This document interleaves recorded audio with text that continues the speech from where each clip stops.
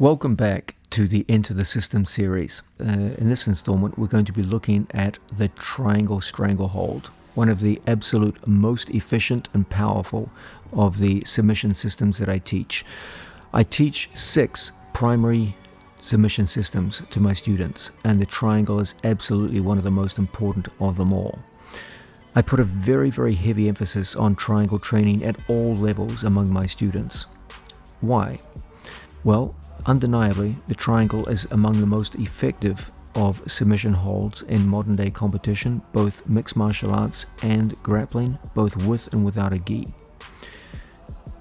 It is very clear that the triangle is amongst the most versatile of all these submission holds that we use.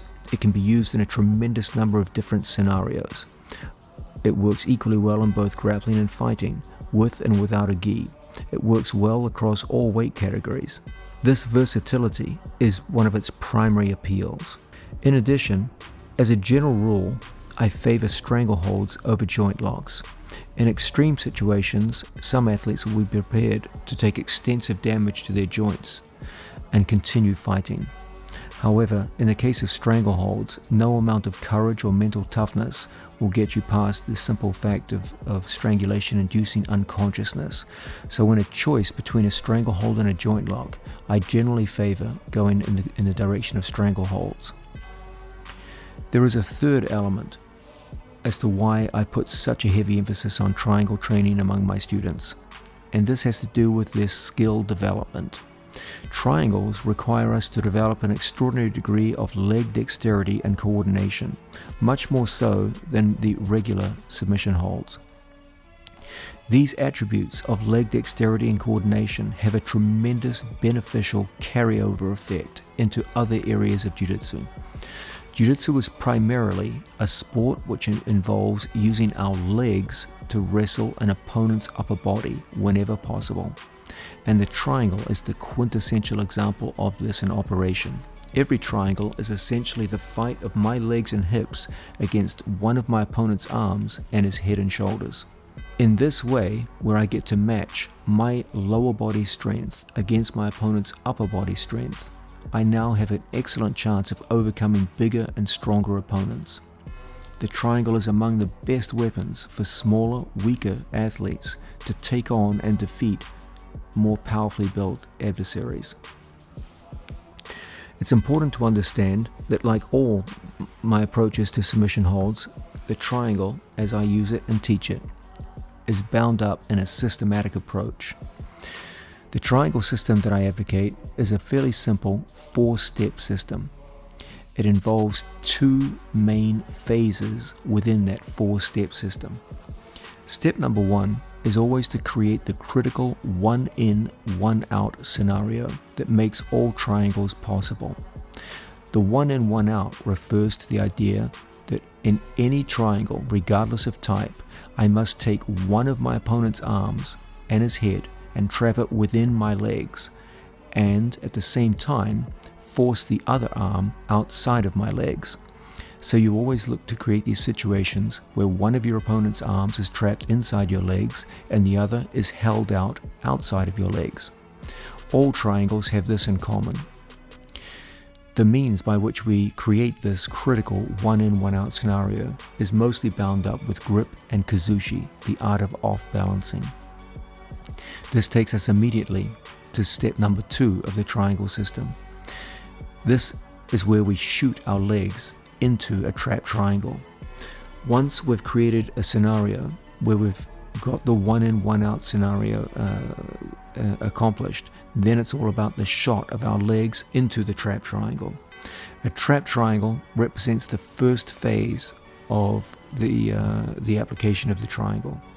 This is the control phase, where we lock up our opponent's head and one arm and start holding their body in a way we will set up the next stages. There are 2 main methods to achieve the trap triangle. These are foot penetration methods, which usually occur when there is a longer distance between myself and my opponent, and knee penetration methods, which usually occur when the distance between myself and my opponent is somewhat closer. If you're going to call yourself a master of triangles, you must be highly competent in both. The idea behind a trap triangle is that we don't really have a true triangle at all. Rather, what we have is our feet crossed behind our opponent's back with the head and the arm trapped. So you have the most important element of a triangle, the head and the arm trapped and the other arm isolated away, but you don't yet have your legs locked in the full figure of four. Rather, you just have your ankles crossed behind his back. This represents the first phase of our triangle attack. Step number 3 of the triangle system is always to manage the adjustment from the trap triangle all the way through to a figure 4 triangle. This represents the second phase of triangle application, the so-called strangulation phase. The trap triangle will not strangle your opponent. It's only the transition to the figure 4 triangle, the complete triangle, which makes this possible. Many will be the time that the system gets completed at this stage. If the triangle should prove to be successful, congratulations, the match is now over. However, there will be a significant number of times when you will be unable to complete the strangulation phase. If this should occur, then we go into step 4 of the triangle system. If the triangle should prove inadequate for whatever reason, then we make a switch into joint locks. You have two choices. You can go after your opponent's arms. The most popular choices are Juji Gatame, straight arm locks, and Kimura variations. In addition, you can go down to the lower body, particularly if your opponent is standing and posturing up away from your triangle, which is a common form of defense. In these situations, we make a quick transition into various variations of Ashigarami, and from there we go into strong leg attacks. Bear in mind that the triangle system, which I espouse, is based around the use of 5 different forms of triangle. When most people talk about a triangle, all they really refer to is one form of triangle, the triangle from the front, usually employed from guard position and sometimes from various top positions such as mount or side control. However, a big theme of this video series will be the idea that there are in fact 5 separate forms of the triangle stranglehold. And if you're going to call yourself a master of this system, you must become highly competent in all 5. It's important to understand that of the 5 triangles, they are arranged in a hierarchy of importance, and they are divided into 2 categories, which are termed Category A and Category B. Let's look at Category A first, as these comprise the most important of the various triangles that we study and practice. Category A has as its most important element the front triangle. There is no question that even though I teach 5 triangles, the front triangle is the king of the 5. More people get finished by front triangles than probably all of the other triangles put together. And so the lion's share of our development and training is put into the front triangle. This we often refer to as Omote Senkaku. Senkaku just means triangle, and Omote from the front. The second most important triangle that we use is the rear triangle, or Ushiro Senkaku. This is a very important form of triangle whenever we've gotten behind people and we're looking to strangle. Very often, strangles with the arms prove to be difficult, and a quick switch to strangulations with the legs often gets great effect. In Category A, the third triangle, in my opinion, the third most important in the system overall, is the opposite-sided triangle, where we lock our triangles in what appears to be the wrong way, or an unconventional method. This is Hantai Senkaku, and it forms an excellent way of supplementing front triangle attacks which have been thwarted by our opponent's posture. We now come to Category B. Of the Category B triangles, we have the side triangle, Yoko Senkaku. This is very often seen in the sport of judo, but is relatively rare in the sport of jiu-jitsu. This can be a very, very valuable addition to your triangle arsenal, and we'll be pushing this move very heavily in this video series. The least important statistically of the various triangles that we use. The one which we get the fewest results from, but still a very important part of the system and one which you must become familiar with, is the reverse triangle, or Gyaku Senkaku.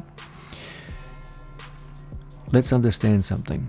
These triangles, all 5, are divided into categories A and B for a very distinct reason. Within each category, whenever you have one of these triangles, you will always have the other as a possible follow-up attack. Within category A, if I ever have a front triangle, if I maneuver my body around my opponent's body, I will always have opportunities to make a switch to a rear triangle or an opposite-sided triangle. Within category B, if I ever have a side triangle, just by moving my body around my opponent's body, I will always have the opportunity to switch to a reverse triangle and vice versa. So understand this. Within a category, if I have one triangle, just by moving my body around my opponent, I will always have the other triangles in that category. Keep this in mind whenever you're employing your triangle training and practice. You will soon start to double or even triple the number of combination triangle attacks that you employ upon your training partners and opponents. This is a very, very important insight and will be heavily featured in this video series. Now it's time for us to look at the central problems of the triangle system. I'm sure you're aware by this time that a big part of my teaching methodology is to identify what are the central problems that we face whenever we go into the main moves that we teach. The first problem with triangles is always going to be the circumference problem.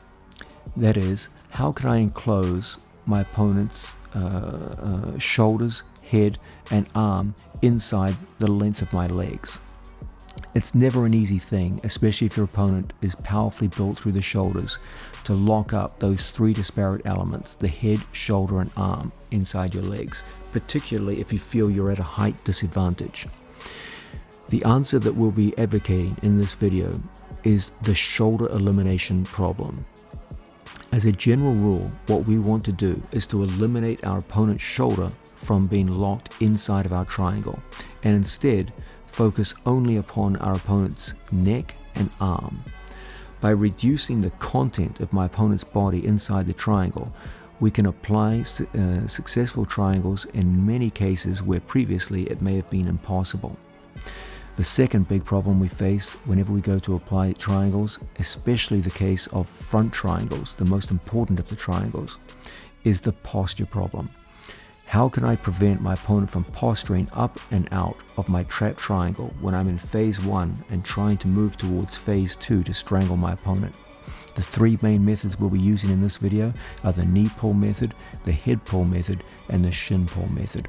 All 3 are effective methods of preventing our opponent posturing up and away from a trap triangle and preventing us progressing into the figure 4 to complete a stranglehold. The third big problem we face is the stacking problem. How can I prevent my opponent pressuring me with a heavy stack as I attempt to strangle in the figure 4 position? The general method we'll be using in this video series is to scoop grip inside our opponent's leg and work our way to an advantageous angle out to the side. This will simultaneously overcome stacking problems and lifting problems if your opponent is trying to pick you up off the floor. Now, as always, there are a range of general principles that determine the character of the system overall. The first and most important principle of the triangle system is what I often refer to as the multiplicity principle. When most people talk about a triangle, they really only refer to one triangle, and that is the front triangle.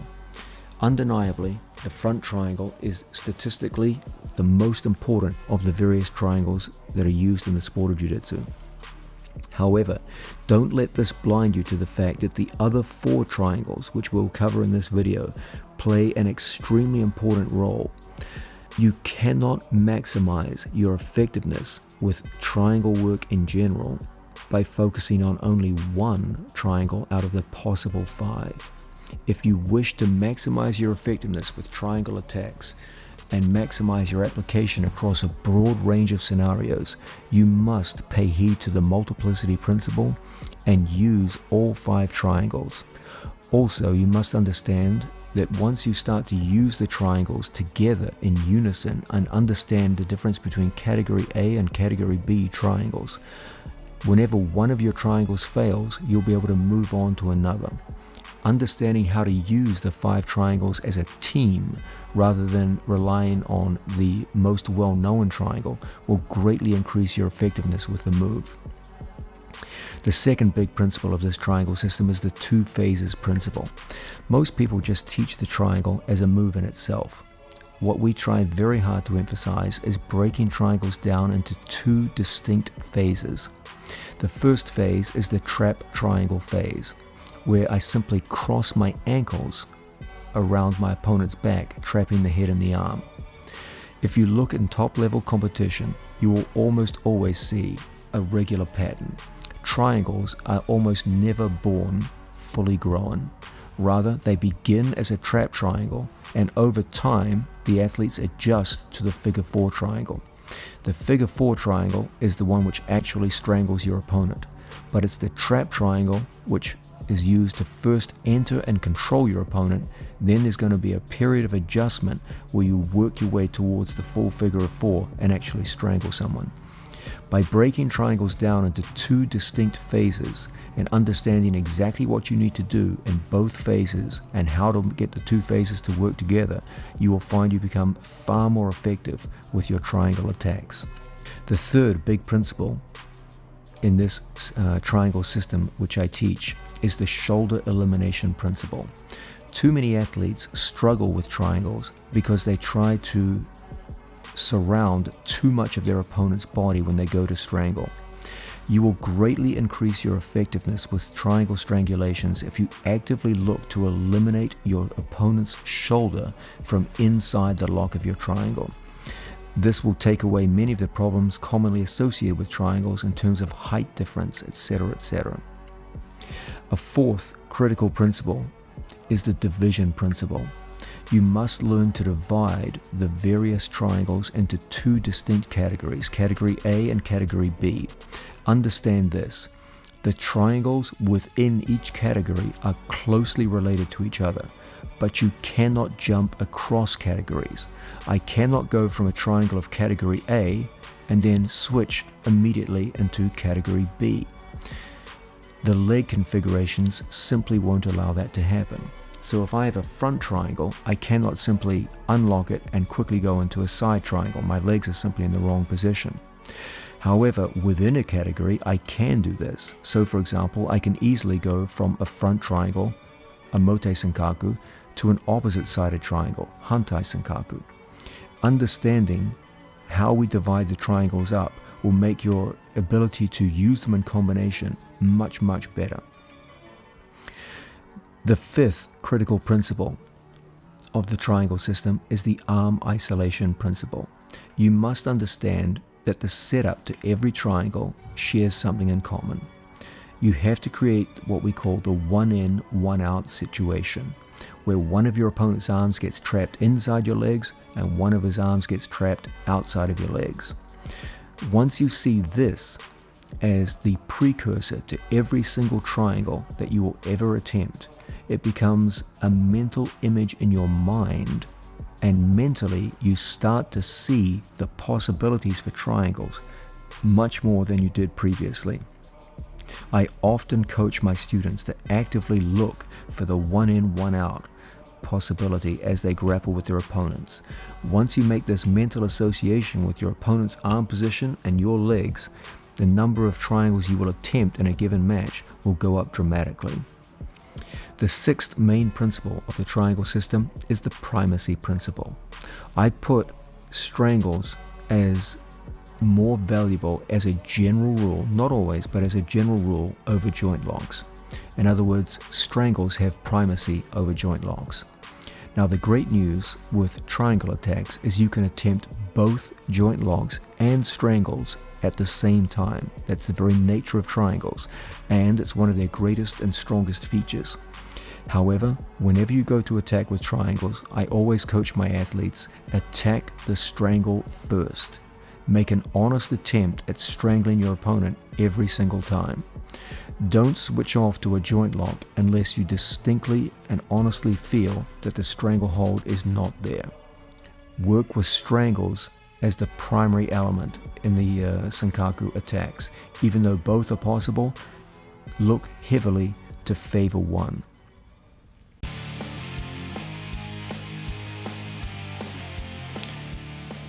Let's talk about the major themes of this video and the major lessons that I want you to absorb.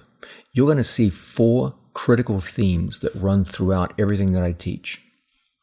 The first of these very, very important themes is that of multiplicity of triangles. The principle of multiplicity is often referred to it. If you look at the sport of jiu-jitsu to this day, the triangle strangle plays a major role in the most successful submissions in the sport. It's a high-performing move. But it's my contention that the current generation of jiu-jitsu athletes, as successful as they've been with a triangle, could be much more successful if they took a deeper look at the triangle stranglehold as a whole. Currently, when people talk about the triangle choke, what they usually mean is the front triangle. Let's get something straight. There are 5 different kinds of triangle. As long as you limit yourself to one, the front triangle, you're limiting your options. Just as no builder would go in to perform a complex task of carpentry with one tool, so no good strangle expert would go in with one tool when he had 5 available. A big part of this video is going to be the attempt to encourage you to go beyond the front triangle. Don't get me wrong, in my opinion, the front triangle is the king of triangles. There's 5 that I teach. There's 5 out there which are readily available to you. Of them all, unquestionably, the most successful in modern day competition is the front triangle, and the majority of our time in this video will be spent on the front triangle. But you must incorporate the other 4. It is my belief, and I believe the work of my students backs me up on this, that if jiu-jitsu athletes worked with the image of 5 different triangles and used all 5 in unison as a team, they would make this already very successful submission hold much more successful than it currently is. A huge part of what we're going to work over in this instructional video is the interface between these 5 different forms of triangle, how they relate to each other, and how expanding our notion of what is a triangle stranglehold, we can greatly increase our performance with this incredible move.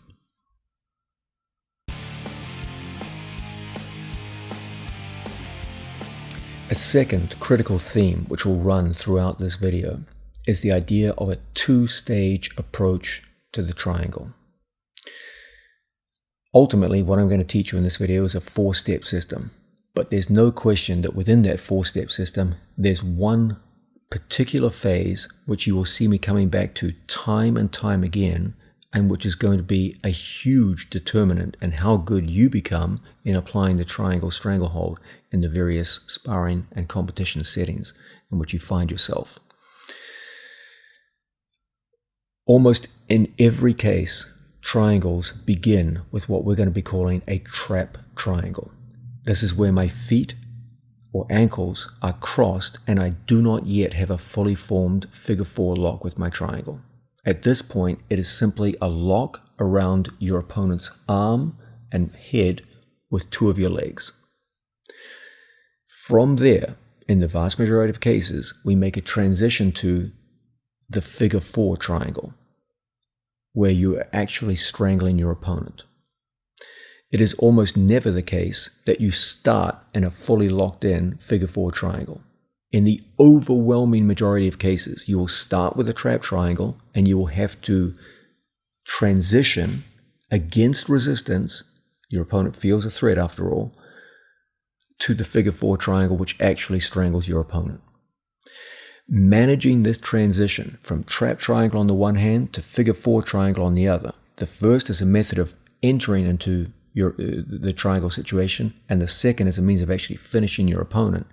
Managing that transition is a huge, huge part of what will determine whether you succeed or fail with your triangles. A huge part of this video that we are going over now will involve managing this transition. I'm sure by this stage you've learned from watching videos or hearing me talk that I put an extraordinary amount of emphasis on good biomechanics in the application of submission holds. There's nothing more tragic than getting close to a submission hold and then watching it run away because of bad mechanics. You did all the wonderful work of setups, entry, controlling your opponent against resistance, but then when finally it came time to actually finish your opponent and make them tap, the mechanics just weren't there. It's my belief that almost all of the common problems associated with applying triangle strangleholds in competition and sparring can be overcome with a good understanding of mechanics. A big part of this video will be spent in just understanding what are the precise mechanics needed to overcome resistance in the case of all 5 of the triangles that we use. In addition to increasing your percentage rate, there's a real intention here on my part. One of the most common problems which I face as a coach is convincing people that their body can perform triangles. There's a widespread belief that triangles are limited to people with long, thin legs, and that short-legged people will never have a triangle that's noteworthy. In this video, I'm hoping to change your mind about that. And if our mechanics are well set and well understood, even short-legged people can have a formidable triangle strangle, which your opponents will respect and fear. A large part of what we think are body types determining how successful triangle strangleholds are really has much more to do with mechanics. That's not to say that body type doesn't play a role. Body type always plays a role in every technique in jiu-jitsu. Triangle is no exception. But don't sell yourself short. Short-legged people can be highly effective with the triangle stranglehold. A large part of what determines whether they are or not is going to come down to the mechanics that we spend a lot of time on in this video. A fourth crucial theme, which will run throughout this video, pertains to mindset. Obviously, most of the factors that determine whether you succeed or fail with a triangle are going to be physical factors. But there's also some crucial mental ones as well. Perhaps the most important pertains to the idea of opportunity. I always say to my students, if you can't see an opportunity, you'll never take the physical action required to actually make it happen. Everything begins with vision, of seeing the opportunity. Only when the opportunity is seen can the physical actions take place, which will actually produce the results that you seek.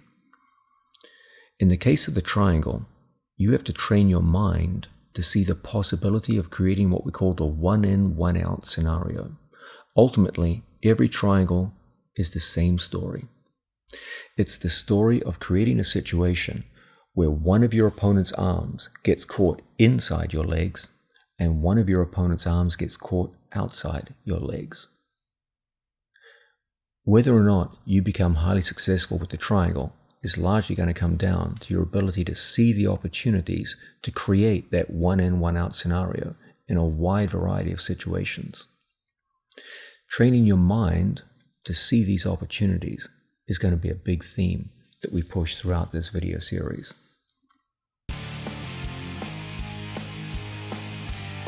It's time to begin our journey into training the triangle stranglehold and the system which I teach built around that extraordinary submission method. More than any other of the major submission holds in the sport of jiu-jitsu, the triangle is going to require dexterity and coordination on your part, which very few of the others do. If you look at the main submission holds of the sport, something like a rear naked strangle, for example, or a guillotine, the movements are fairly easy, even for someone who's a complete beginner to complete. It's not a difficult thing to coach any mildly coordinated athletic person to apply a guillotine strangle, a rear naked strangle, or what have you. But you ask those same people to lock up a triangle and things become problematic. When it's time to actually apply the precise stranglehold, there's a considerable amount of skill required in terms of body dexterity just to get into the triangle in the first place, and alignment to actually finish the stranglehold. And so most people, I believe it's fair to say, have to be coached a little bit longer and a little bit harder before they actually get to apply a stranglehold with their legs than they would, say, with their arms. We talked about this earlier in the introduction, the idea that most people are massively more coordinated with their upper body than their lower body. And there's obvious reasons for this. We spend our whole lives doing intricate tasks with our hands. You can dial a phone, play a piano, play a guitar, what have you. But if I asked you to do those same activities with your feet, you'd be in serious trouble. Typically, we go through our whole lives using our feet and our legs pretty much for walking and running. These are much less coordinated activities than, say, for example, playing a piano with your hands. So there's a big asymmetry between the coordination of our lower body and our upper body. Typically, for most human beings, the hands and arms are used for high coordination tasks, and the legs are used for lower coordination tasks like walking and running. So if we're going to learn to gain expertise in the triangle stranglehold, a large part of what we do is gaining expertise in the movements of our lower body. So you're going to have to, as it were, make special demands upon yourself to gain coordination and dexterity with your legs. Now, the interesting question is, how much of a role does my body play in my ability to be successful with the triangle strangle? It's my contention that many more people could be employing this move successfully than are currently, if they just knew a little bit more. Let's start with the more basic question. What kinds of minimal demands are required of me as an athlete to be able to at least get my foot in the door with triangle strangleholds? Well, let's list them right now. There's 4, and all of them are pretty damn easy to work with. First, you've got to have coordination with your ability to move your feet. Your feet have to be able to go to a precise part of your opponent's upper body in order to enter into the triangle as a stranglehold. The second thing you're going to be required is the ability to flare your knees against each other. Okay, not much, nothing crazy. You're not asking you for any kind of extraordinary flexibility here, but I should be able to sit with one foot directly in front of the other and bring my 2 knees without touching with my hands down towards the floor. That's asking very little of you. Most of you watching this video, I'm sure, could do this quite easily. And I should, at the same time, be able to bring my body forward so that my elbows touch the mat. That's the minimum requirement, okay? Because most triangle strangles will involve the flaring of one of your knees at a time, okay? Here we're using 2, but when it's actually applied, it'll be 1. And my body should be able to curve towards my opponent, okay? So the minimal flexibility requirement to be able to employ triangles is this ability to take our knees down towards the floor without forcing them with our hands and put our elbows down on the mat. That's the minimum requirement. And I'm prepared to bet a large sum of money that the overwhelming majority of you watching this video can already do that just fine. Okay, so it's not asking a lot from you. If you currently can't do this, then just a small amount of time every day spent on this very easy, relaxing stretch, and you'll soon be able to do it. Okay. In the case of some of you, perhaps those who are built very generously through the stomach find it difficult to push forward. I'm going to come back and talk about this later. As a general rule, one of the great inhibitors of your ability to perform a triangle successfully is not, as most people believe, your leg length. That does play a role, but it's not the number one inhibitor. The number one inhibitor is usually your waist size. As a general rule, if you want to be successful with triangles, you should have an appropriately thin waist. If your own stomach gets in the way as you try to come down and touch your elbows on the floor, that's definitely going to hinder your progress in your triangle training, and you'll have to modify your diet or what have you. Remember, you can't change the length of your legs, but you can all change the size of your waist. That's a pretty easy thing to do. So if you want to become a master of triangle strangles, that's something you should bear in mind. Triangles are very difficult to apply when you're generously built through the stomach. So it's important to be able to slim your waist down if you wish to be successful. So what have we got at this point? We know now that foot dexterity is our first prerequisite. I'll come back to that very soon. The second prerequisite is that we should be able to touch our knees down to the floor without hands, and we should be able to touch our elbows to the mat at the same time. Incredibly simple, and as I said, I'm sure over 90% if you could do that right now without a warm-up. The next thing that we need to be able to do, you got to be able to bring knees to chest. Okay, this is also a very, very simple kind of movement, but if I have a hard time bringing knees up to my own armpits, that's going to hinder my ability to work successfully with most forms of triangle, especially those from bottom position. Okay, so I should have foot dexterity, I should have forward mobility, and I should have an ability to always bring my knees up to my armpits. The fourth critical element is your ability to come up onto the points of your shoulders and fold your body over itself. A fairly simple action. So I should, at any given time, be able to come up and over onto the points of my shoulders and move from one side to the other. This simple physical action is required in almost all successful triangles from bottom position. You should be able to come up so your lower back is off the ground in a relaxed state, inverting your body, and come up to close your legs.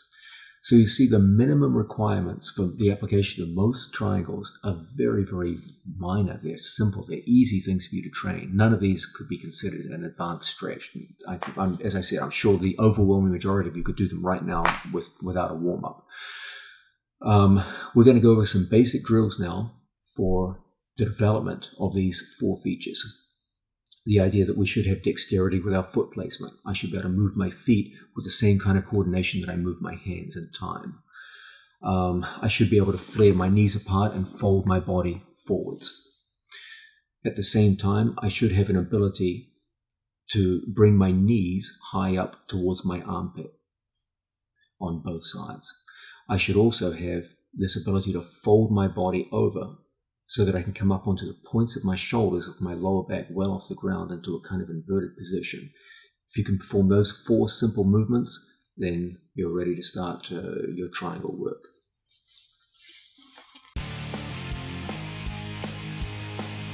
Let's talk about some simple solo drills that we can do to increase the ability of your body to move into triangles. There's a saying which I often use to my students: movement before moves. Your ability to learn any given move is directly proportional to your ability to move your body in ways required to perform that move. Okay, if I'm teaching you a kick that requires you to do a full split before the kick can even be accomplished, it's no good me teaching you that kick if you can't perform a full split. You would have to start with that skill first. The good news is that in most grappling situations, the physical requirements are very low. So as we saw with the minimum requirements for a triangle, most people can do that pretty easily from day one. Nonetheless, let's go over some very, very simple drills now, which will make it easier for beginning athletes to get into triangles and shorten the time required to actually learn the moves that we'll be looking at later in this video. The first thing we need to be able to do is to develop the ability to move our feet, which later on in the video we'll be looking at, will enable us to enter into the triangle. Okay, I should be able to move my feet in similar ways that I can move my hands in any given way that I wish to go. I should be able to move my feet in two different directions in circular motions. This movement is often referred to as pommeling. Pommeling is just this repetitious movement where my feet move in circles so that if I were required to pommel a foot into a small space, I could easily do so with either foot in either direction. This is going to make it very easy for me to take advantage of failures in my opponent's arm position to go in and secure triangle strangles. Now, when you first start off this movement, I recommend you start in a supine position, okay, flat on your back. That takes all the weight off your legs and makes for a relaxed abdomen. You can hear my voice is very relaxed as I engage in light pommeling motions. This is also an excellent warm-up before class, and one I recommend you do if you're on a daily basis, if you're going to call yourself a master of triangles. Now, once you get familiar with the idea of working your pommeling from a supine position, then it's time for you to get slightly more advanced. I want you to begin applying pommeling from a seated position. This engages your core muscles and makes the movement slightly more difficult. We're going to put two hands on the floor, just like so, and in the seated position, we're going to start working that same pommeling motion. This means that my knees have to come up higher towards my shoulders and creates a slightly more difficult way of performing the same move. My legs both move in circles, just like so. This becomes important for some of the setups that we'll be looking at later on in this video. As you gain an expertise, you go to the next level of pommeling, which is to take your hands off the mat. Now your body is simply supported in air like so. So now only your core is supporting your legs as you go through the various pommeling movements. This requires slightly more coordination and slightly more core strength than the earlier methods of pommeling, and will be useful when it's time for you to go into triangles. The fourth and last of the various solo pommeling drills involves me coming up into a position like so, propped up on my elbows. And from here, we engage in the same pommeling motion in a vertical position. Because we're vertical, it requires a little more coordination on your part. Because you're up on your shoulders, you're replicating some of the positions that will be required when you actually engage in live training and sparring with your opponents.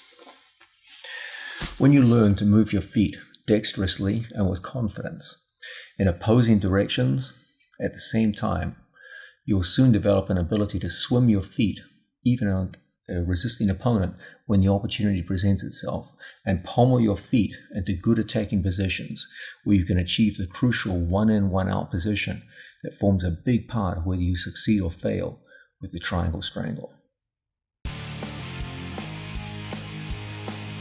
We're looking at some very simple methods of warming the body up and preparing you for the various body movements that will be required to excel in the various forms of triangle. We just looked at pommeling with our feet.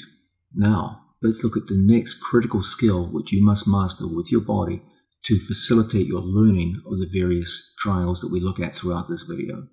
This is the skill of folding our body over. Almost every triangle involves situations where my body folds forwards so that there's a hollowing in my body, like so. There are almost no situations where you apply a stranglehold with the legs, a triangle, with your body in an arched position. It's almost always some kind of hollowed out body shape.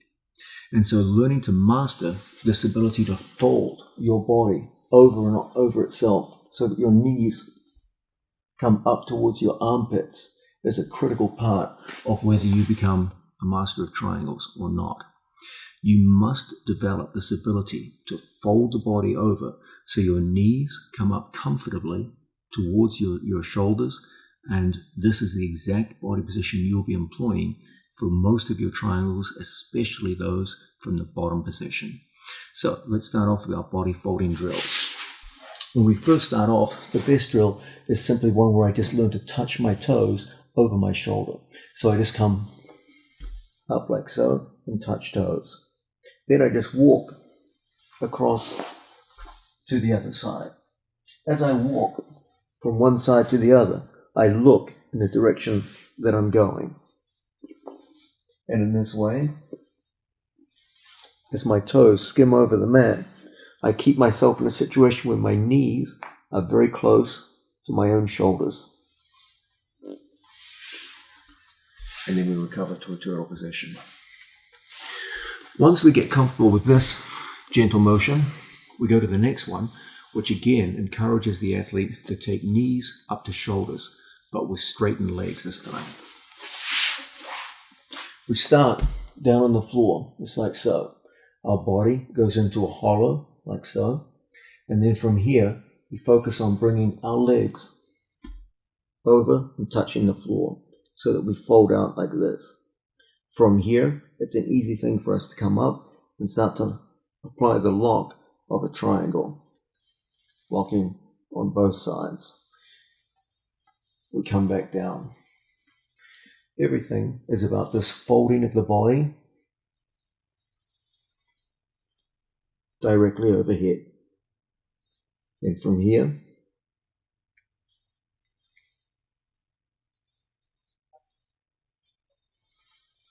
we sit on up. Now, the last of the folding drills, which I often encourage my students to employ as a warm-up before class, just involves a switching of direction as we fold our body over. I put my arms out in a crucifix position, and from here, I bring my legs up, touch, and we slide across the mat. Now,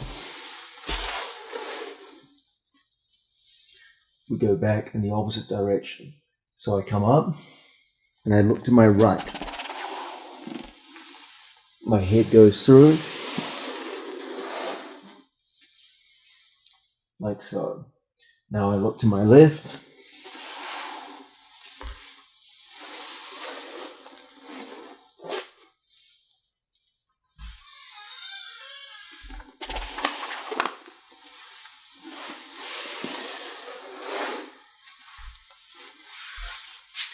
And in this fashion, we learn to fold our body comfortably over on itself so that knees are coming up to chest. We're getting used to the idea of inverted position. We're getting used to the idea of our weight being supported on our two shoulders. And we're developing the core strength required to bring knees to chest, which will ultimately be the reason why we succeed with triangles from bottom position. Okay, we just looked at some very simple solo drills that we can employ to increase the 4 things that we need to be effective with triangle strangleholds: our foot dexterity, our ability to flare our knees apart from each other, our ability to bring our knees to our chest, and then the ability to fold our body over and get our shoulders up off the mat. Let's look now at some partner drills, which are very, very useful. Again, something you can do every day before class, just as a way to get your body moving in ways that will increase your success with triangles. Now, the great advantage of bringing in a partner to do your drills is for the first time you can start to train the single most important thing when it's time to enter into your triangles, which is to create the 1 in, 1 out position. Okay. Always remember, guys, that there's a sense in which every triangle, no matter what the type, is really the telling of the same story. And that story, the first chapter, is always this: my ability to create a situation where one of my training partner's arms gets caught inside my legs and one of my opponent's arms gets caught outside my legs. So there's a sense in which we're always trying to create a 1 in, 1 out situation where one of Mateus's arms is caught between my legs and one of his arms is kept shut out from outside my legs. Okay? Every triangle, regardless of type, begins in this fashion: the 1 in, 1 out situation. Once we start employing partner drills, you can train yourself to consistently hit this situation, 1 in, 1 out, on demand in a wide variety of possible scenarios when you're grappling down the mat.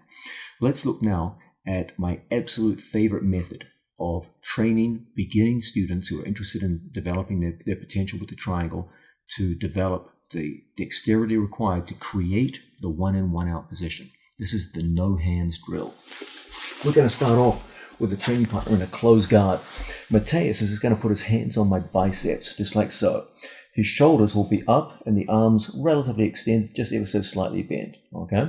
We're going to start by flaring our elbows so that we create space for my knees to move inside.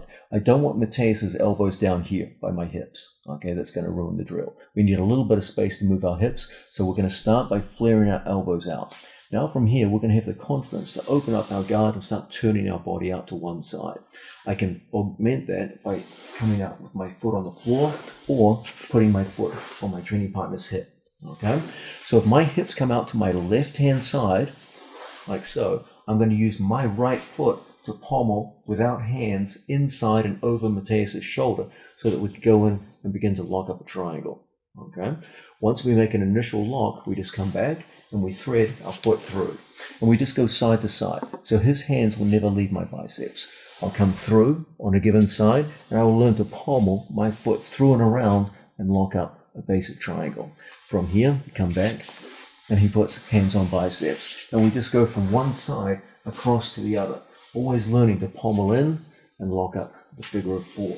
Every time we come through, we just form that inverted knee, which makes it easy for me to thread my foot around the corner and lock up a basic triangle. The key element involved is this idea of my hips going offline and my knee pointing down to the mat. It's that which enables me to get through and employ the movement. So you'll see I start off lined up with my training partner, my foot on the hip, creates misalignment, and my knee and toes point down at the mat. It's that which makes it easy for me to bring my foot through, around, and lock the figure of four. If I make the mistake of pointing my knee at the ceiling, you'll see that even if I bring my hips out, I can't get my knee through. What's required is that my knee point down to the floor. It's that which enables me to bring knee to chest, kick over the top, and lock the figure of four. When we work in repetitions from side to side, we'll go anywhere from 20 to 50 repetitions. This will train your body to get offline, invert the knee, bring knee to chest, and kick your foot over to get to the precious 1 in, 1 out position, which will enable you to work effectively with triangles from bottom position in ways that will work well in competition.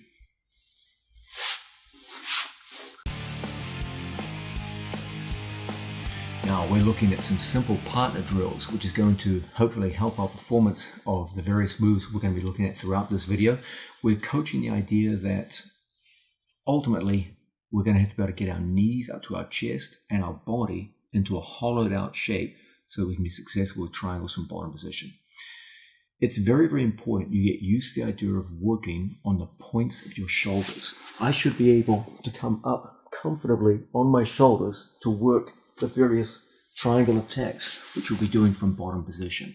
Okay, a drill which I often like to see my students perform before class as a warm-up, and is a great way for you to start your introduction to body movement for triangles, is a spinning inversion drill, where we start off, our training partner is going to be kneeling behind us, and we're just going to grab wrists just like so. Okay, from here we're going to come up so we have our shoulders, our weight is on our shoulders, and our body is inverted with knees to chest. All the essential prerequisites required to go into the various triangles that we look at.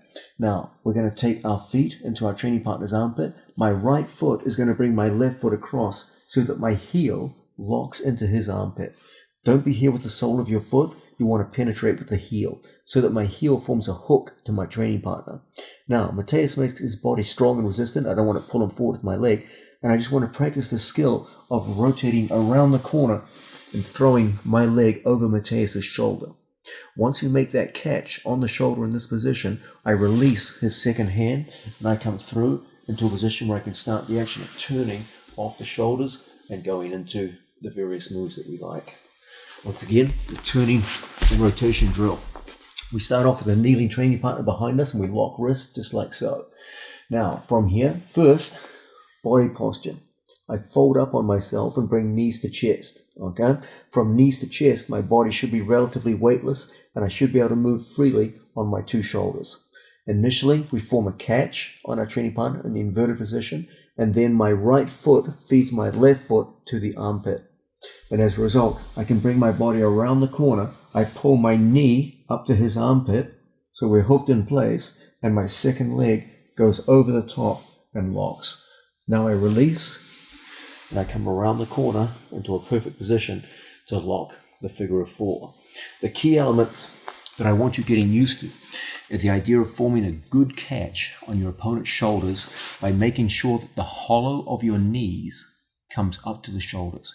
I'll show you what I mean by performing the move poorly, and you'll see when I don't use the hollows of my knees to catch, you get an undesirable result. Starting off like so, as I bring my body up and I go across. If I just come around the corner and I just try to throw my calf muscle over the shoulder, I get a very poor connection to my opponent's head and shoulders. So when I come around the corner, you're scrambling now to apply a triangle. Okay? It's very important we make contact with our opponent's trapezius muscles with the hollow of our knees. So done properly, we come in. There's the inverted position, which enables me to move easily on my shoulders because there's very little friction with the mat in this position. I'm just on the points of my shoulders. Now I make an initial catch that locks his body to mine. I go across and I make a good hook with the Achilles tendon behind his shoulder, so that as I come around, I bring the hollow of my knee to his armpit. That creates a situation where I can bring the hollow of my second knee over his trapezius and then make the turn. As a result, we're in the perfect position to go through, lock, and there's the figure of four. Done in this fashion, you can learn to turn in the inverted position, which we favor to enter into the triangles. You'll be learning a host of skills about balancing your body on the points of your shoulders, rotating, moving, and penetrating with the hollow of your knee to your opponent's trapezius in ways which will bear fruit when it's time to actually employ these in competition. Now, we're looking at some simple partner drills which are going to increase your performance when it comes time to apply the moves that we'll be looking at very shortly in this video. The one we're going to look at now is one of my absolute favorite drills, one which I strongly encourage my students to do on a daily basis. This is the drill of turning off the shoulder.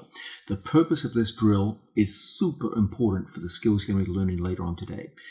This is the skill of forming an advantageous angle on your opponent as you work from bottom position.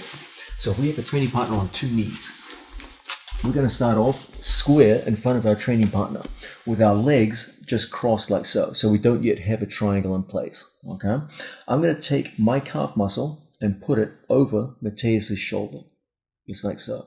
Okay, so I go from just crossed feet, no real triangle at this point, just what we call a trap triangle. And we're going to place our foot over the shoulder like so. That will become that will create an ability on my part to turn off my training partner's shoulder and get my two lower legs in a straight line, both pointing in the same direction. And it's that which will enable us to lock up the figure of four and go from a trap triangle into a figure four triangle.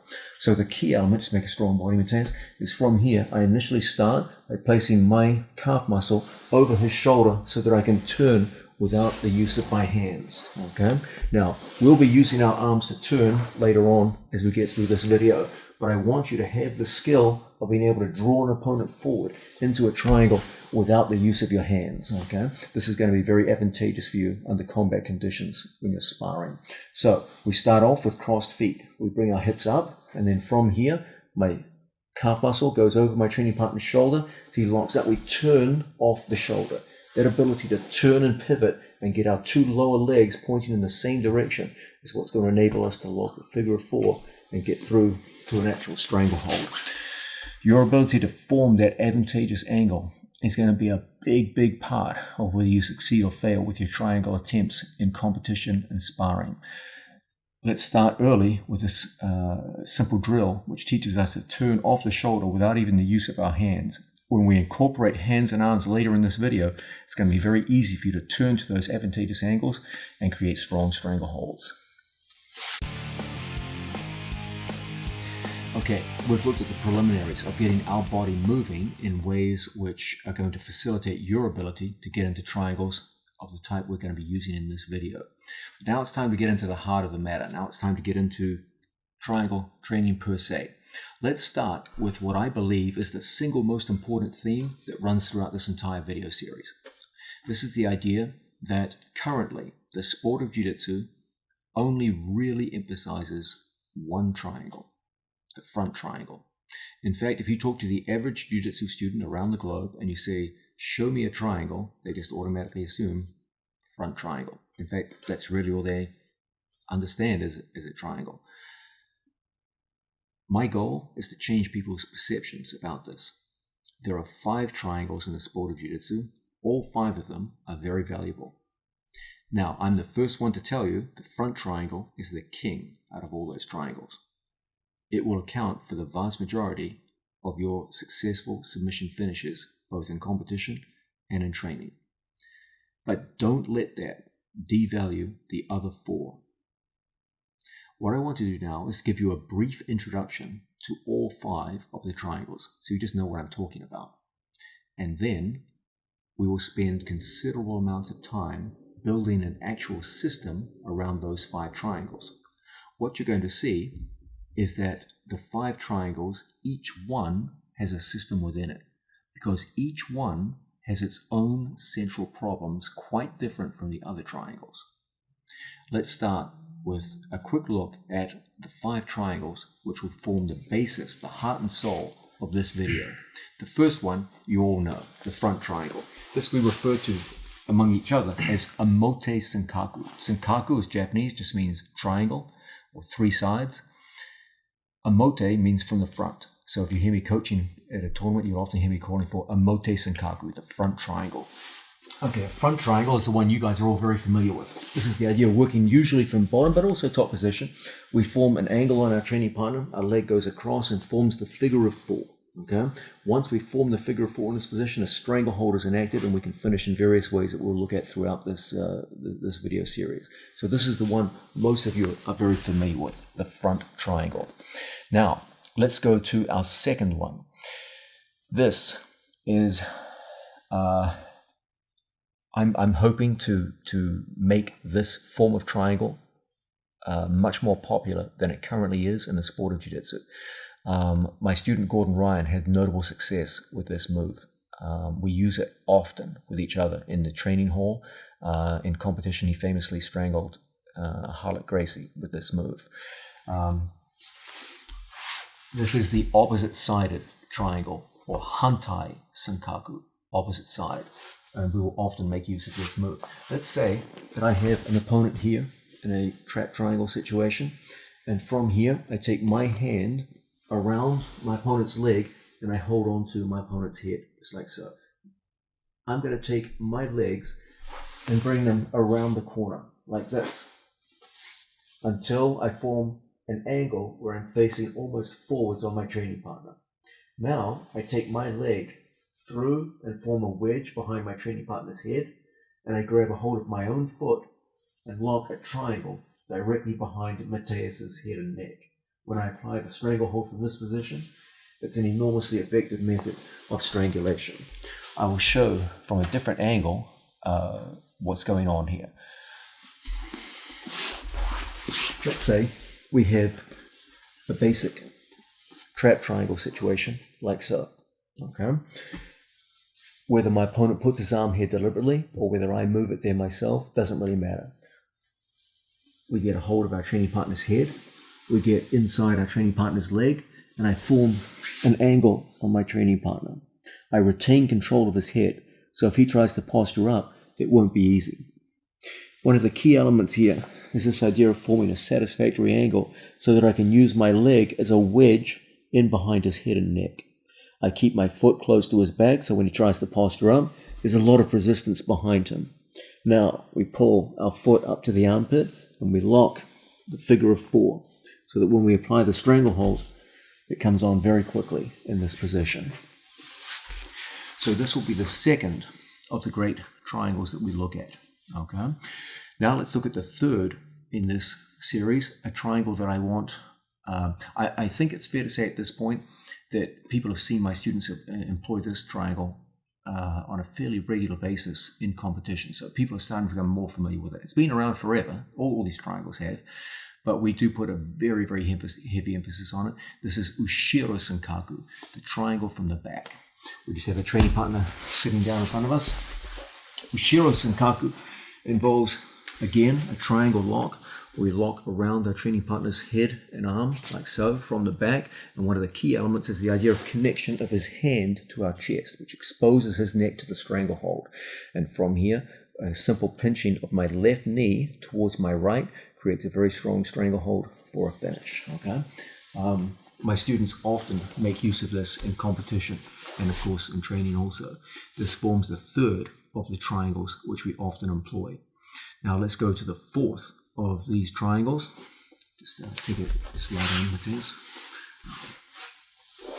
From a situation where Mateus is on his back, like so, a fourth form of triangle which we often make use of is Yoko Senkaku, or the side triangle. Okay. In a side triangle, we take our body through, like so, and my 2 feet go from a crossed foot position, like so, to a figure of 4, where I bring my foot back to Mateus's armpit, and I lock my legs in the usual triangular formation, like so. We lock up a kimura on our training partner's near arm, and from this position, as I lock the figure of 4 and pull in with the legs, we create a very strong stranglehold from the side. So this would be Yoko Senkaku. Okay. This stands in contrast to the last of the 5 triangles, which will form a big part of our work here today. This is Gyaku Senkaku, or the reverse triangle. I'll just show one common sense example of this. From a situation where I've scissored around my training partner's near arm, I could pass my foot over my training partner's head and bring my foot all the way through underneath his neck, like so. From here, I can lock up the figure of 4 with my legs and go through into a catch position, just like so. Now from here, as I squeeze the legs, we get an enormously tight stranglehold for the finish. Okay, thank you. So there we have it, 5 triangles. One of them, the first, a Mote Senkaku, or the front triangle, you're all very familiar with. Then we saw the idea of the Hantai Senkaku, or the opposite-sided triangle, where I lock my legs in what appears to be the wrong way, but still get enormously good results if we get our body into the correct position. We looked at Ushiro Senkaku, the triangle that we use from the back. And then Yoko Senkaku, triangle from the side. And finally, we finished off with Gyaku Senkaku, the reverse triangle. All of them have the same common features. You lock up your opponent's head and one arm, and you strangle him with a combination of your hamstring muscle and his own shoulder. All of them employ the idea of the one in, one out situation, where my opponent's head and arm are caught inside my legs and one of his arms is caught outside the legs. Now, here's where things get interesting. There are 2 categories that these triangles fall into. I'll use the term category A. Category A comprises the front triangle, the rear triangle, and the opposite triangle, Hantai Senkaku. Anytime I have one of those 3 triangles, I always have the other 2. That's a very, very important concept. Anytime I have one of those 3 triangles, I always have the other 2. All that's required is that I shift around my opponent's body, changing the angle, and I can go from one triangle to the other. Then we go to category B, the Yoko Senkaku, the side triangle, and the Gyaku Senkaku, the reverse triangle. If I ever have one, I always have the other. So I can cycle between those 2 and use them in combination. So I have category A on one hand and category B on the other, and those triangles in each category are strongly linked to each other, so that I can use them in combinations to create enormously strong triangle threats over time and follow my opponent through resistance and get through to a stranglehold and a win. Learning to put those 5 triangles into their 2 respective categories is a big step, and learning how to combine them together in ways that will break through tough opposition.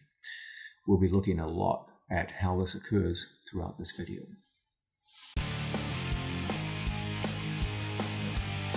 Now, I want to talk to you about a crucial theme of your triangle training. This is the idea of rotating around your opponent's head and shoulder. Always remember, a triangle is always the same thing. It's my 2 legs wrapped around your head and shoulder. That's where the stranglehold comes from. When we spoke briefly about triangles and introduced the 5 triangles in the earlier segment, you will remember that I spoke about category A and category B.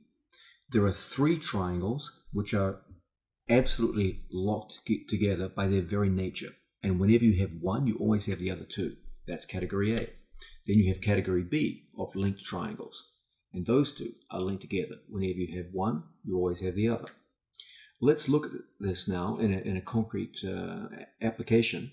We're going to show category A and show that how I can rotate around Mateus's head and shoulder to effortlessly go from one triangle to another. Let's start off with Mateus here on 2 knees. And I'm going to start the ball rolling by just going into a basic front triangle, a Mote Senkaku. So however we do it, we come in here and we start the action of locking up on our training partner, and we go into a basic triangle like so. Okay, so this is the triangle you guys are all familiar with, the front triangle. Let's say, for example, that Mateus takes his arm and puts it in a secure position in behind and brings his knees forward, and as a result, it's hard for me now to finish the front triangle. It's difficult in this position. Okay, so I make a decision to switch to Hantai Senkaku. So I currently have a front triangle. You can see that just by rotating my body around Mateus's head and shoulders, I get into a situation where I can now make a switch into the Hantai Senkaku. And from here, I go through and lock the figure of 4, and now I have a second potential finish.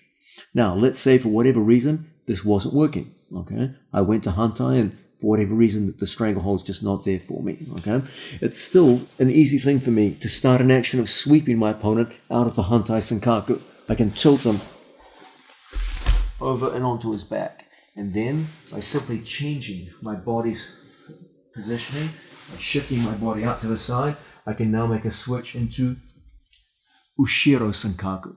Okay, in this sense, I've gone through 3 triangles just by rotating around my opponent's head and shoulders. I started with a front triangle.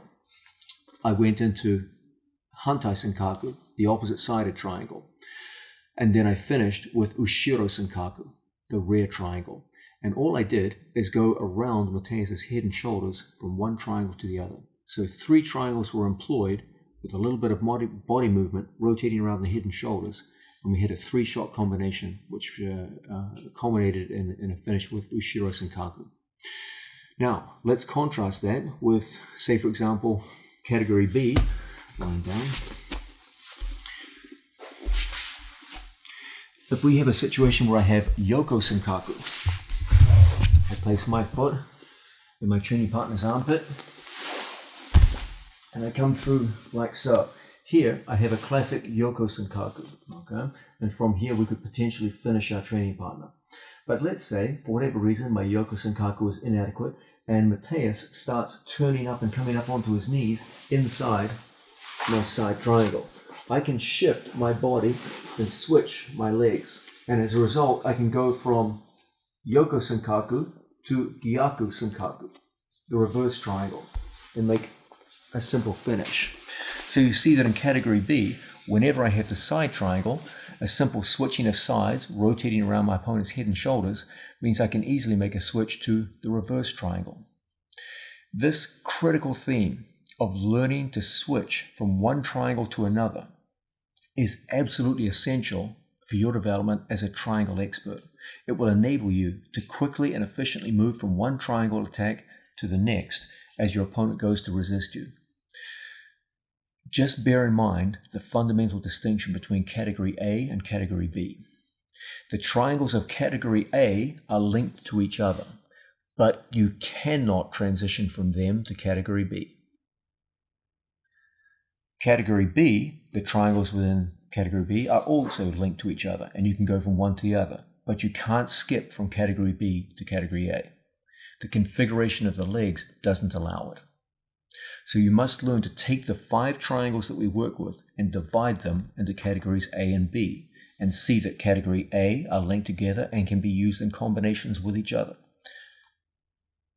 Category B, same thing, but you can't skip between the 2. Once you get this fundamental insight, you'll know which triangles to mix with each other, which ones mix and which ones don't.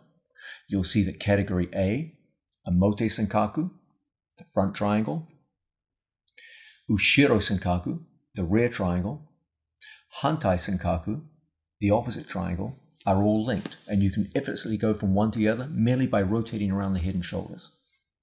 Then you have category B, Gyaku Sankaku, the reverse triangle, and Yoko Sankaku, the side triangle, and you can go from one to the other anytime you wish. Once you get that core insight that there's 5 triangles, 2 categories, and you can switch from within the category without a problem, but you can't switch across categories, you'll know which ones to combine, and you'll be able to overcome resistance in the appropriate ways. Now, we're starting to get down into the underlying theory, which is going to power our entire run through the triangle system. We just looked at the idea that we can work with 5 distinct triangles, and these are put into categories A and B.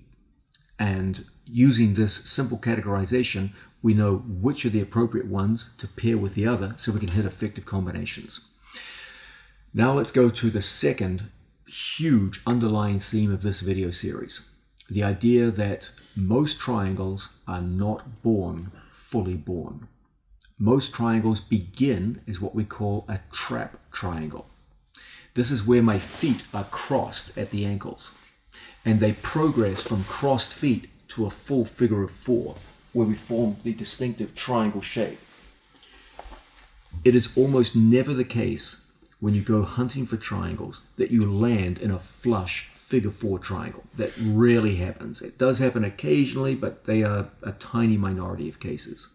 In almost every case, what you begin with is what we call a trap triangle, where you have your legs locked at the ankles around your opponent's head and arm.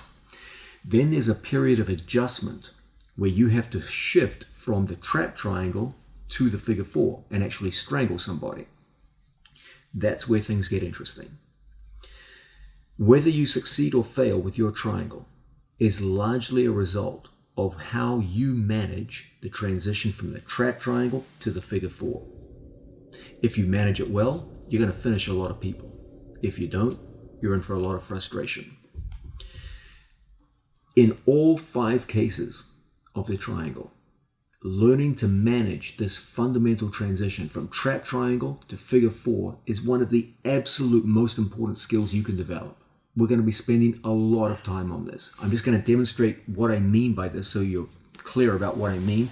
Let's look first at the most common form of triangle in the sport of jiu-jitsu, a mote sankaku, or the front triangle. If we have a training partner here in front of us on 2 knees and we use any generic method to go into a triangle, you can see that initially when we lock up, we have the so-called trap triangle, where Mateus's head and one arm are locked inside my 2 legs, but I do not yet have a stranglehold. Okay, I do have control over his head and arm. Now, the minute we get into a trap triangle, Mateus is now alerted of the danger and he will start going into his defensive responses. There's a bunch of things he can do. We'll be looking at this later on in the video. A lot of people in this situation will begin posturing up. Some people will begin turning to an angle. Other people will get an elbow to the floor on either side. There's a bunch of good things he can do.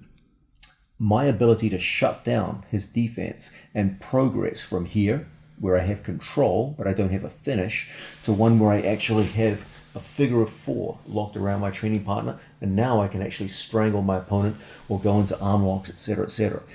My ability to manage that transition is the single biggest determinant of whether I succeed or fail with my triangles. Okay, so let's, in terms of terminology, let's understand this as a trap triangle. My ankles are crossed, but I don't yet have what we'll need to actually strangle, which is my shoelaces locked behind the hollow of my knee in the figure of 4 that you guys are all familiar with. Okay, now every triangle, all 5 of them, almost always involves this kind of transition. So for example, if we have Mateus lying down on the floor, hand away. Yes. Here I have a different form of triangle, the Yoko Sankaku, and usually even here we'll start off just with ankles crossed. And there has to be a transition period where I go through, turn, and lock the full figure of 4, and I can actually strangle someone. Again, you don't start with that full figure of 4. Typically what we find is we start with crossed ankles, the trap triangle, and we progress to the figure of 4. One of the absolute most important things of this entire video, and one we're spending a lot of time on, is how are you going to manage that transition? If you manage it well, you'll have success. If you manage it poorly, you won't. It's that simple.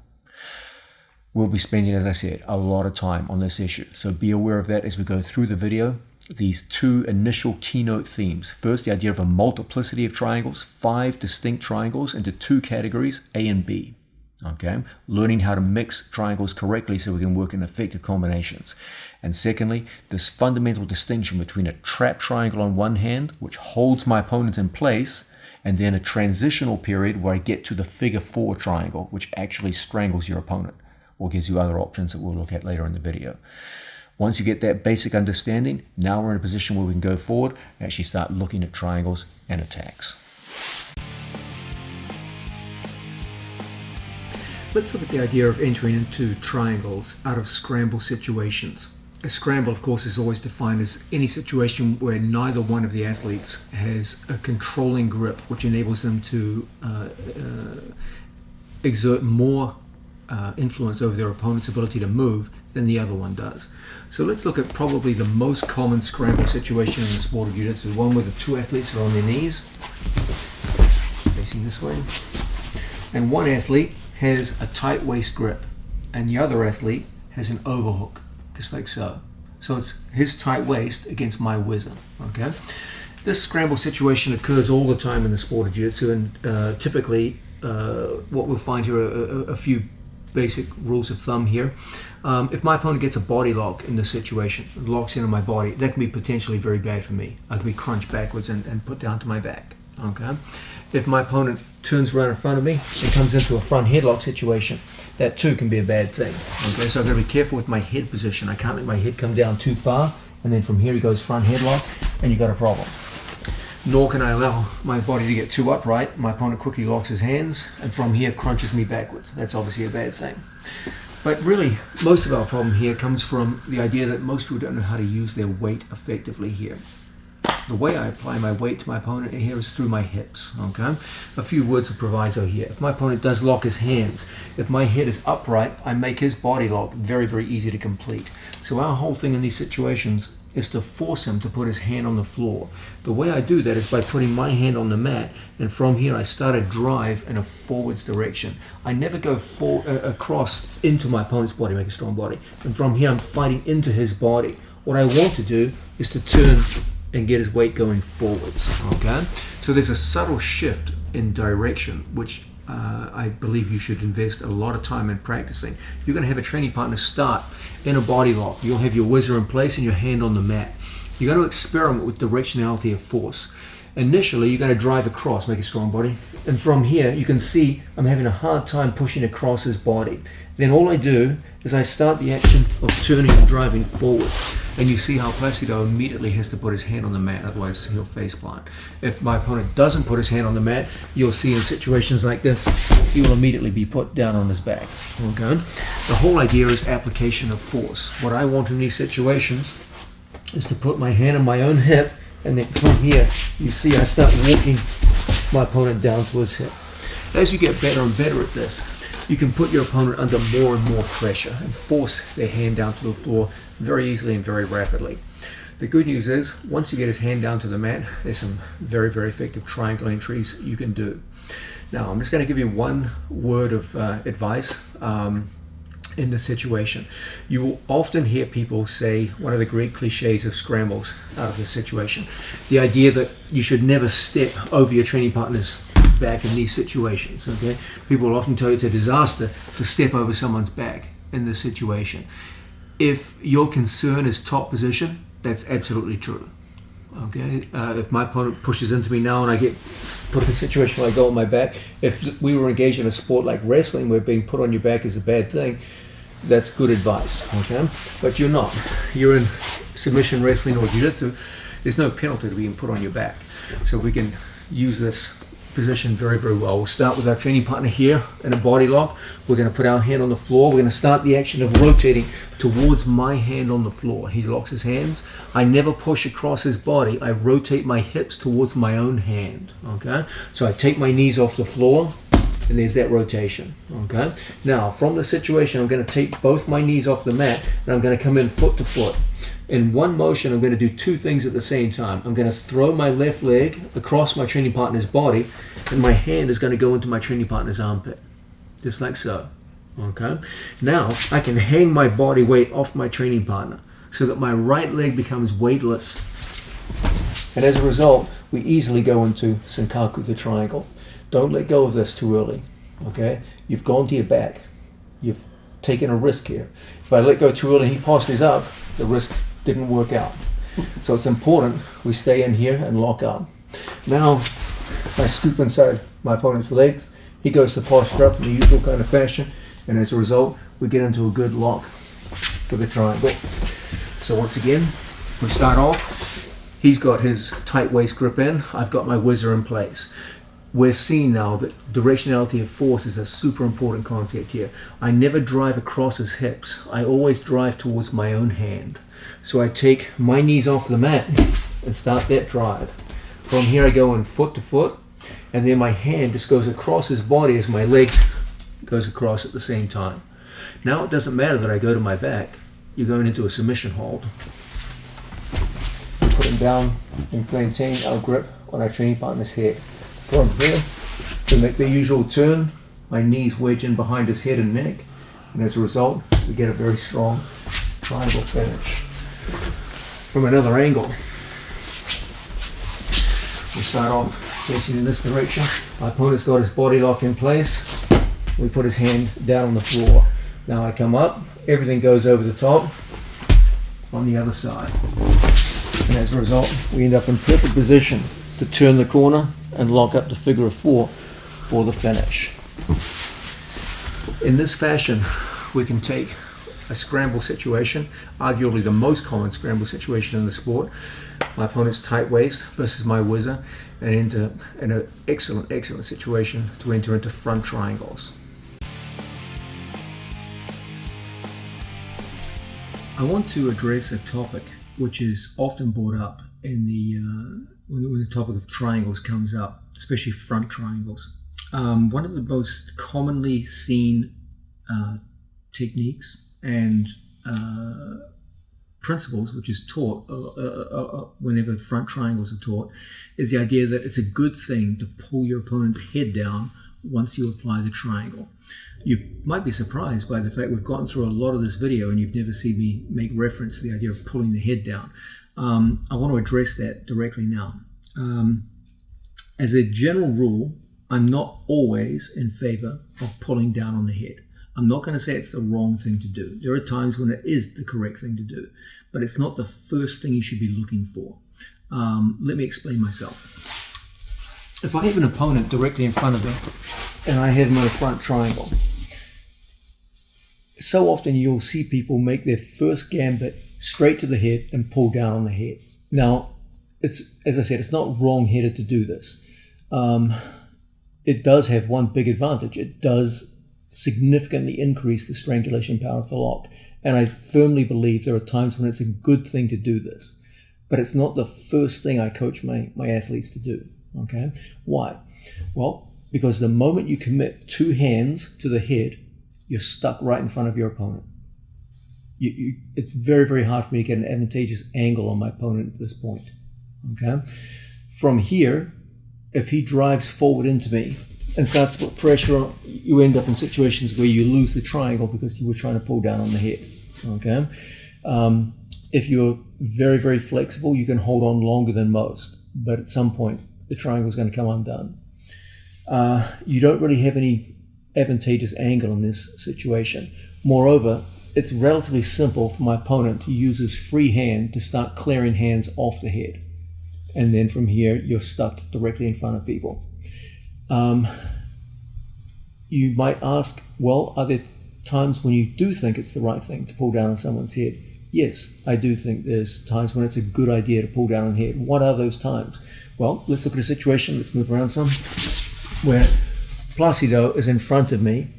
You know that I strongly favor an approach where we form an angle on our training partner so we can eliminate our opponent's shoulder.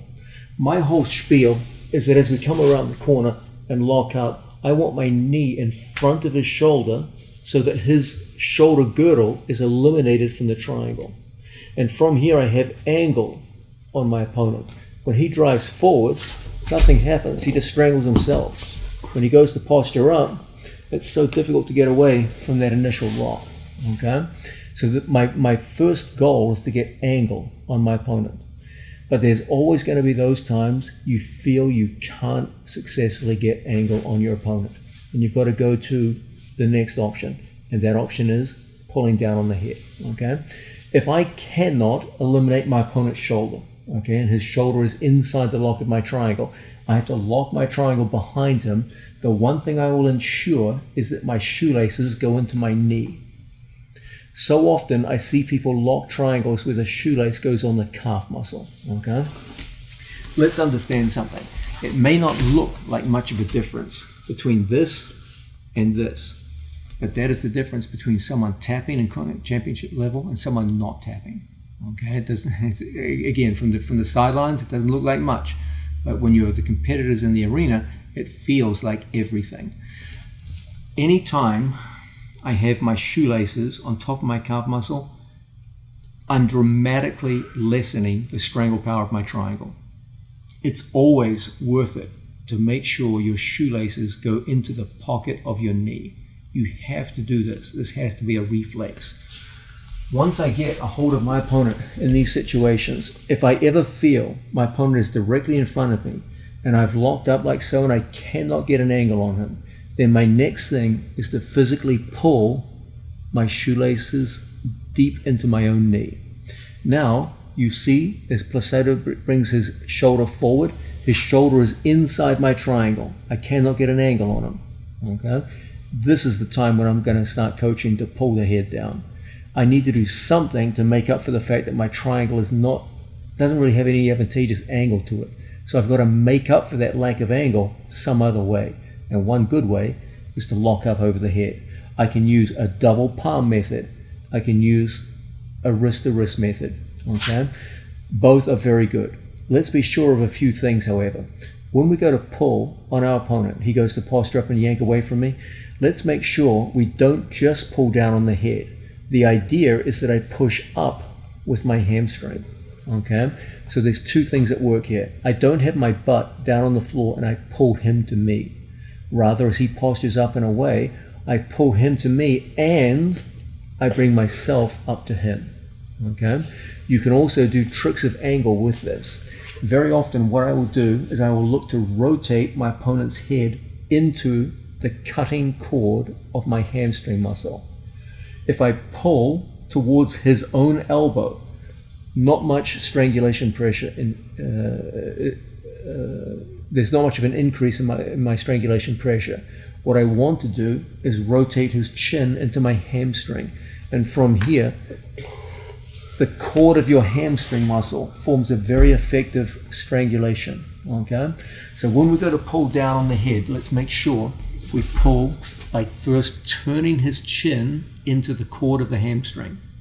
And secondly, don't just pull him to you, pull yourself up to him. The circumstances in which I advocate this are anytime I cannot form an effective angle on my opponent and when his shoulder is inside the lock of my triangle. So let's quickly go over those again. From any one of the various setups that we've looked at to go into a front triangle. Okay? My opponent shoves the shoulder forward and starts to square up to me. So I can't get an angle. I try to reach for his leg, he pulls the leg away from me, etc., etc. Okay? So from here, we're going to lock all the way into the pocket of our knee. Never being satisfied with this kind of thing. Always, we want our shoelaces inside the hollow of our knee. No exceptions. Now, from here, he goes to posture up and pull away on me. From here, we go through and get a hold of our training partner's head. High on the head, never down by the neck. We want the longest lever possible, so we turn his chin into the cord of our hamstring. Our hips come up off the floor, and the strangulation is very strong. These are the circumstances under which I advocate getting a hold of the head and pulling down, but always with the proviso. Turn the chin into the hamstring whenever possible. And don't just be satisfied with pulling his head down, make sure your hips are coming up as well. If you can form an advantageous angle, go with that first. But if you can't, pulling down on the head can be a valuable way to increase the strangle power of your triangles.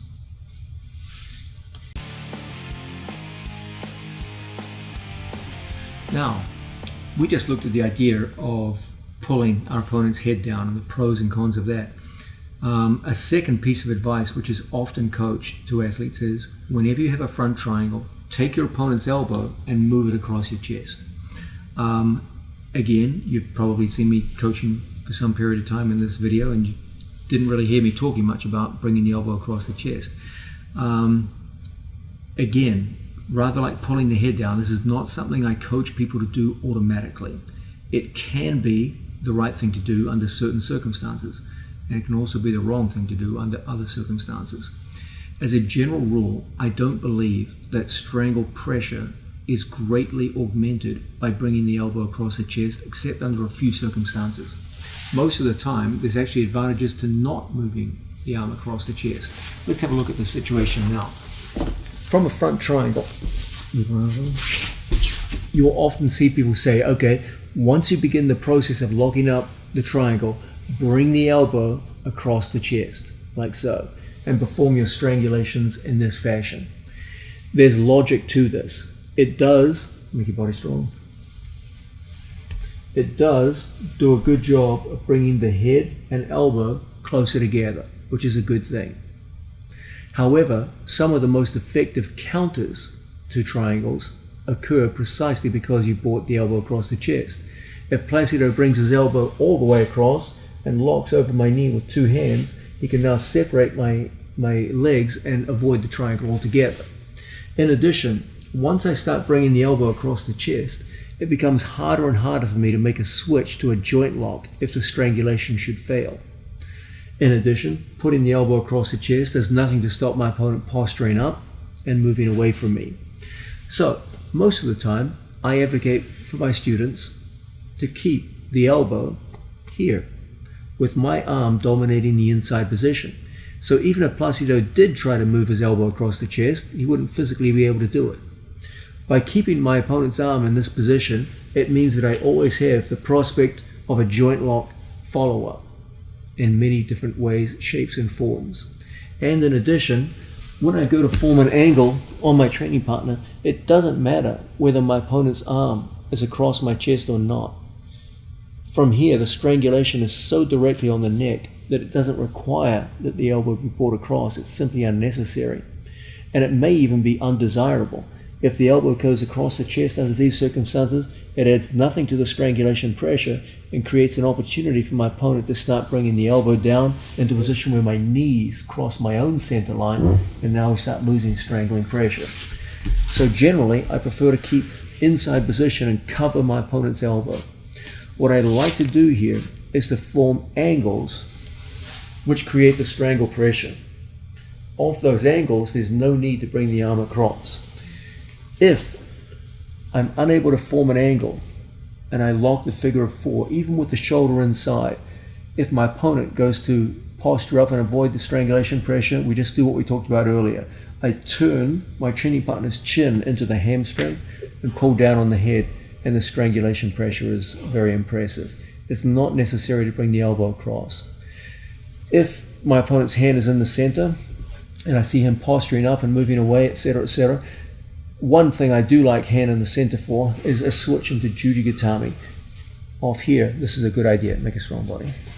And from here, this is a good opportunity for us to switch off to an arm lock. So that might be an example where switching the hand across the center is a good thing. As far as strangulation pressure goes, it does add slightly to strangulation pressure if we're directly in front of people. Okay, it's a little bit better for me to pull down on the head with the arm in the center if we're directly in front. However, if we're at an angle, it makes no difference whether the arm is here or here. Okay, when you coach athletes to focus on angle first, the whole issue of elbow across the center becomes a bit of a non-issue. It can actually be detrimental if your opponent is experienced in taking the elbow all the way across and using a hand-over-hand escape to a triangle. So generally I don't get my students to bring the elbow across the center as an opening move. We'll do it under some circumstances, especially if we're interested in switching to a Judogatami armbar. But most of the time we prefer to work with angle as the method of generating strangulation power rather than elbow across the chest. One of the great themes that I always push upon my students is the ability to go from upper body submissions to lower body submissions and vice versa. You have to have an effective game transitioning around the human body if you're going to win at high levels. The triangle is an outstanding opportunity to create strong upper body threats that create predictable defensive reactions which make his lower body vulnerable. As much as possible, we want to create a mental habit that every time we feel a triangle is failing, I go directly into my opponent's lower body. Let's have a look at my favorite methods of doing so. From a situation where my opponent's on two knees, the easiest attacks are generally to the upper body. So from here, we'll start taking our training partner forward and locking up a threatening triangle. As we punch our way into an angle and I see my opponent go to stand up on me, there's a danger now. He's going to begin posturing. You can see that as he punches the shoulder forward and begins posturing up with the head, it's going to get harder and harder for me to successfully complete that triangle.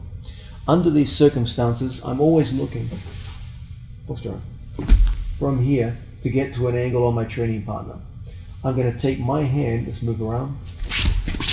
I'm going to take my right hand and hook here inside my training partner's knee. Don't be below the knee for this particular move. There are other times we do go below the knee, but for this one, we're going to look to hook above the knee. Now, Placido is going to take his thumb and put it inside my knee. This thumb post enables him to start a rotation in the other direction, and as a result, he starts to spin out of my triangle. Now, we're going to take our foot, the outside foot. This is extremely important. I don't want the foot involved on the inside, my right foot, to go in first. I want the outside foot to go in first. So I'm going to pommel my foot in and take a hook here. Why? Why is that so important? If I go in with the inside first and my opponent pushes my knee in this direction, both of my legs are lost and I'm left in a dreadful situation with my arm locked inside his leg and my legs pointing in the wrong direction. So it's important under these circumstances I put this foot in. So when he goes to clear my legs, my left foot keeps me aligned with him. As a result, I can always pull my legs back in. Now we're in X guard. From X guard, as always, we first get our opponent's hands down to the mat. Once his hands go down to the mat, it's an easy thing for us to switch from X guard to reverse X guard. And then as always from here, knees go into chest, and we find ourselves in the perfect position to put him down to the mat and go into our favorite finishing sequences. So once again, we have an opponent in front of us and we use any one of our favorite methods of entering into the triangle. I see my training partner coming up to his feet and starting to pull away from me. He's going to have to bring his feet in to start posturing up. From here, we're going to get a hold of our training partner above the knee. I take my foot and I hook it right there inside his knee. As a result, my left foot protects my right leg. If he tries to throw my right leg by, my left foot holds me in place. And as a result, we can go right away to X guard. From the X guard situation, we tilt him down to the mat. We make a quick switch into reverse X guard and put him down to the floor into a potentially winning position. Let's have a look at it from the other angle.